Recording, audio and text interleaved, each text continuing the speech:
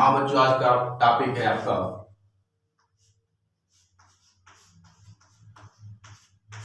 आज आपका टॉपिक है aromatic sextet theory.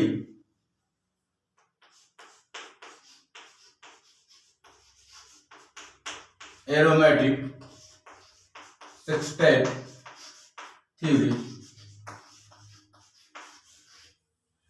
Aromatic sextet theory मतलब होता है एरोमेटिक षटक खटक सिद्धांत। षष्टक सिद्धांत कहा जाता है।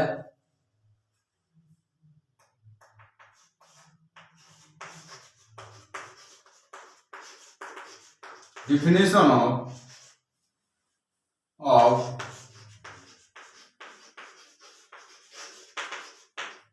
aromatic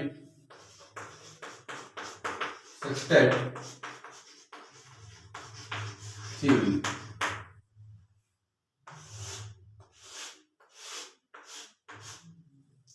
सबसे पहले वैज्ञानिक इसका सिद्धांत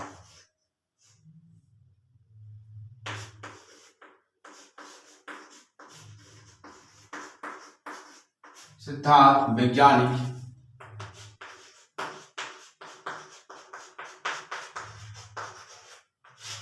बुम्बर्गर ने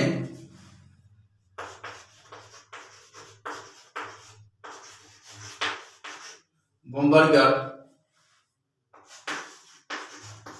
1891 में प्रतिपादित किया था।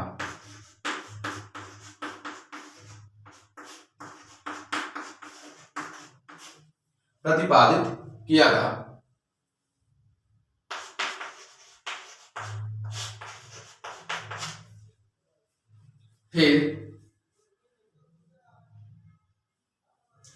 यह सिद्धांत वैज्ञानिक बुम्बर्गर 1891 में प्रतिपादित किया था। रॉबिन्सन ने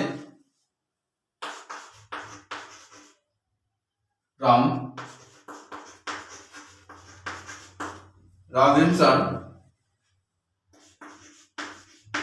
1925, इनगोल्ड 1928,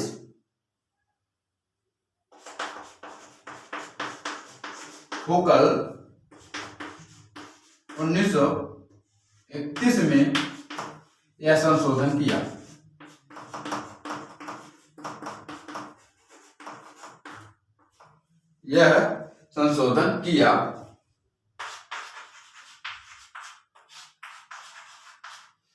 किया कि छह कार्बन तथा 6 हाइड्रोजन परमाणु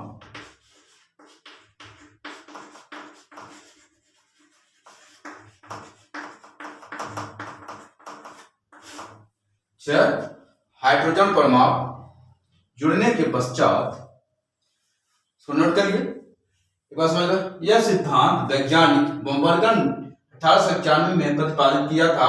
रॉबिन्सन ने 1925, इनगोल्ड ने 1928, हुकल ने 1931 में यह संशोधन किया कि 6 कार्बन तथा 6 हाइड्रोजन परमाणु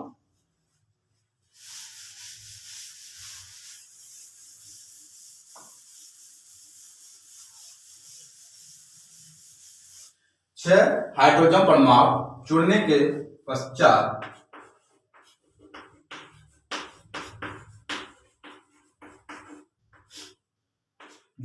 पश्चात कार्बन के एक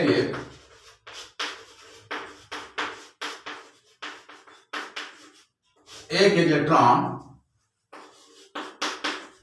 शेष रह जाता है। यह electron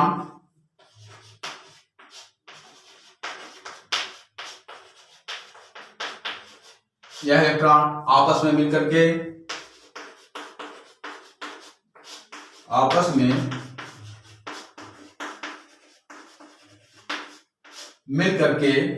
6 pi electron 6 pi electron बंद समूह बना लेता है, बंद समूह बना लेता है,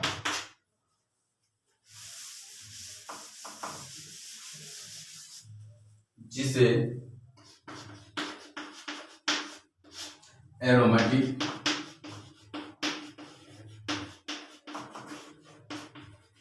षष्टक सिद्धांत कहते हैं।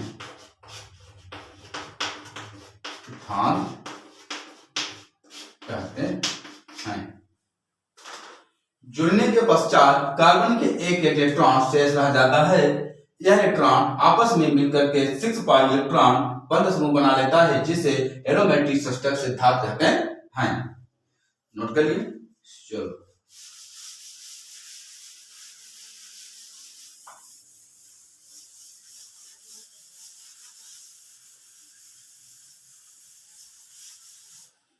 जबकि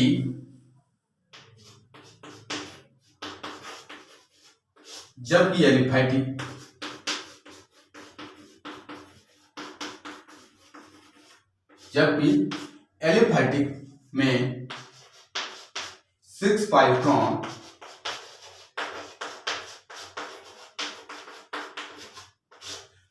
बंद समूह नहीं रहते हैं, बंद समूह नहीं रहती है। एग्जाम्पल के लिए अब यहां पर उदाहरण लीजिएगा, 1 2 3 4 5 6। यहां पर कितने कार्बन यहां पर है? 6 कार्बन है। अब क्या करते हैं,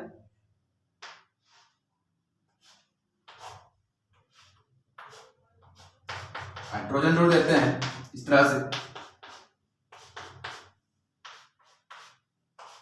इस तरह से जुड़ जाता है।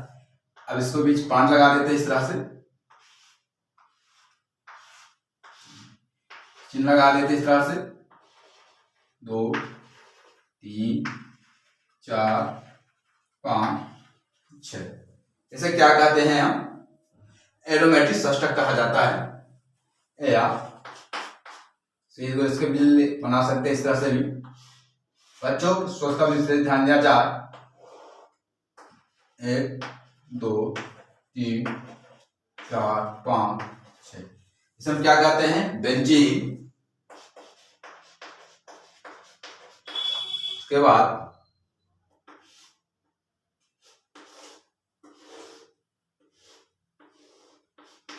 N 2 3 4। उसके बाद क्या कर लेते हैं यहां पर, इसे हम कहते हैं पिरिडिन।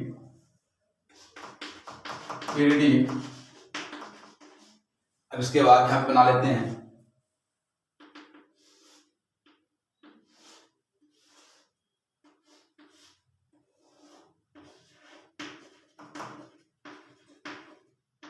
एक 2 3 4।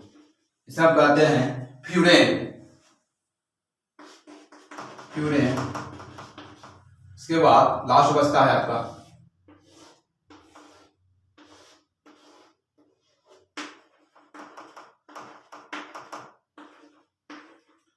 इसे हम कहते हैं थायोफिन।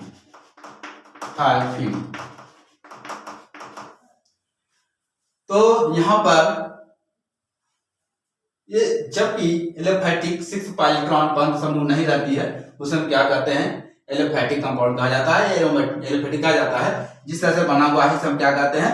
एरोमेटिक षष्टक कहा जाता है। इसे हम बेंजीन कहते हैं। इसे क्या बोलते हैं? पिरिडिन कहते हैं। इसे क्या कहते हैं? फ्यूरेन। इसे हम क्या बोलते हैं? थायोफिन। नोट कर लिए। चलो,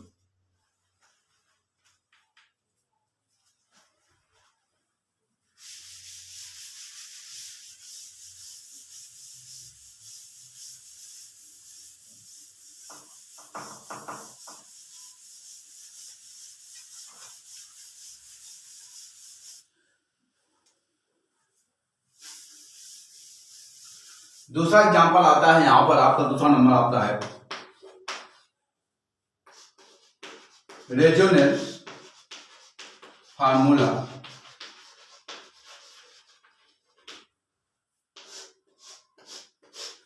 अब यहां पर दो वैज्ञानिक थे, यहां पे कैलकुलस का सूत्र होता है, पहला नंबर होता है डेबार का सूत्र। यहां पर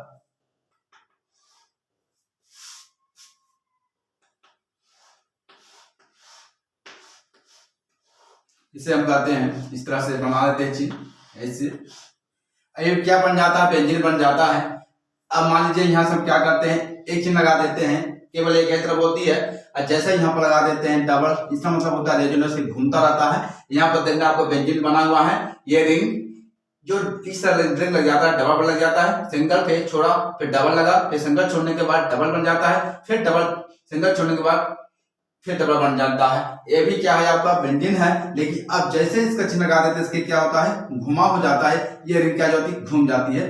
किस तरह से बन जाता है, इस तरह से बन जाता है आपके, इस तरह से घुमा, इसको छोड़ा डबल बन हुआ, इसको छोड़ा तो इस तरह से बना। इसे हम क्या कहते हैं, कैलकुलस का सूत्र कहा जाता है,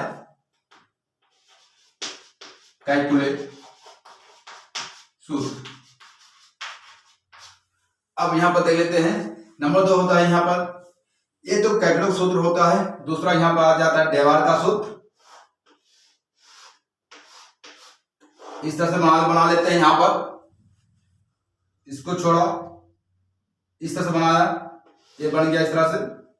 अब क्या करते हैं यहां पर, अब ये घूम जाएगा इधर से,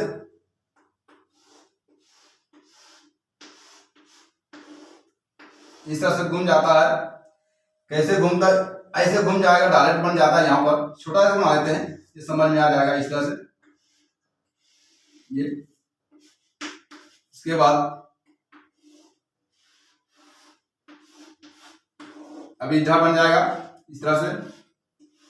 ये इसे हम क्या कहते हैं, डेवार संरचना कहा जाता है, डेवार संरचना, संरचनाएं।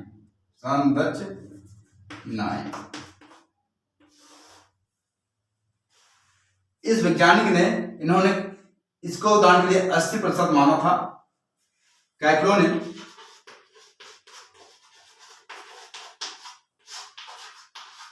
ने इसे 80% योगदान रहा।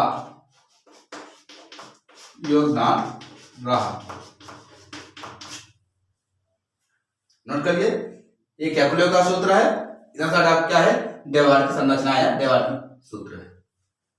नोट करिए, चलो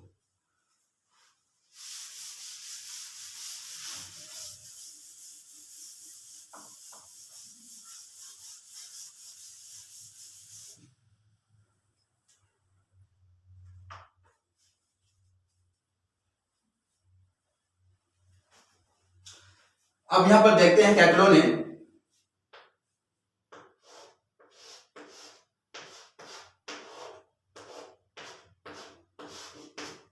इसे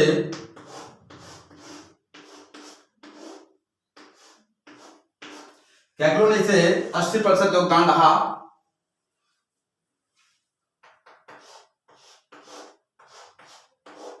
अब इसको कैसे बना सकते हैं, यहां पर इसको मैसेज बना सकते हैं, इस तरह से बना लेते हैं।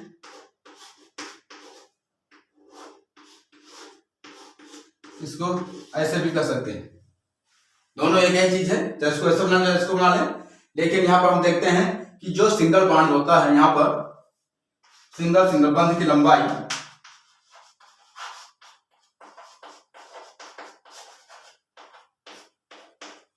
इन्होंने माने थे सिंगल में 1.54 स्ट्रॉन्ग, उसके बाद दूसरे वाले को माने थे यहां पर 1.34 स्ट्रॉन्ग 2। अब इन दोनों के बीच में कितना किए थे, यहां पर कितना हो जाता है, यहां पर जब जोड़ लेते हैं यहां पर हो जाता है 4 4 8 8 5 3 8 दशमलव 1 1 2 2। अब इन्होंने कहा था जब काटने में कितना आता है, यहां पर आपका इसको समझने के ऊपर बता देता हूं। इस तरह से मान लीजिए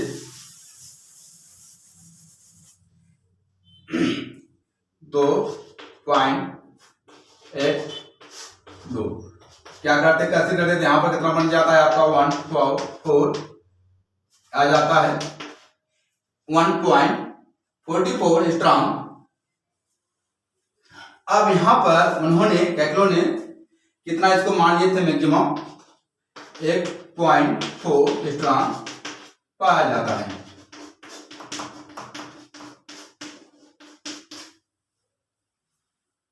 नोट करिए। अगर ये वीडियो पसंद आ गया है तो लाइक शेयर एंड सब्सक्राइब जरूर करें। Thank you.